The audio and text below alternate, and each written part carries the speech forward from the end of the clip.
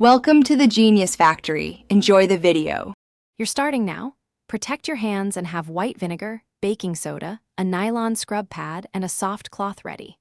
Sprinkle 1 to 2 tablespoons of baking soda directly on the rust, then pour just enough vinegar to make it fizz.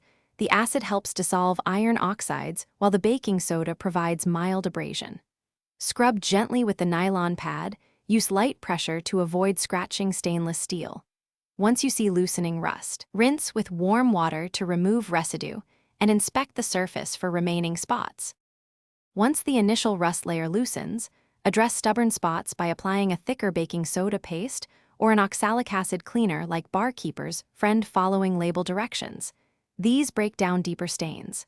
Use a soft toothbrush to work paste into seams and rivets where rust hides, because targeted agitation reaches crevices without damaging the finish. Rinse thoroughly with warm water to remove all cleaning residue, then recheck. If you still see marks, repeat the paste treatment once more, making sure not to overscrub any polished areas. You finish by rinsing and drying the pan completely. Moisture causes recurrence, so heat the pan briefly on low to evaporate trapped water, then towel dry. Apply a small amount of olive oil or a stainless steel polish and buff to restore luster.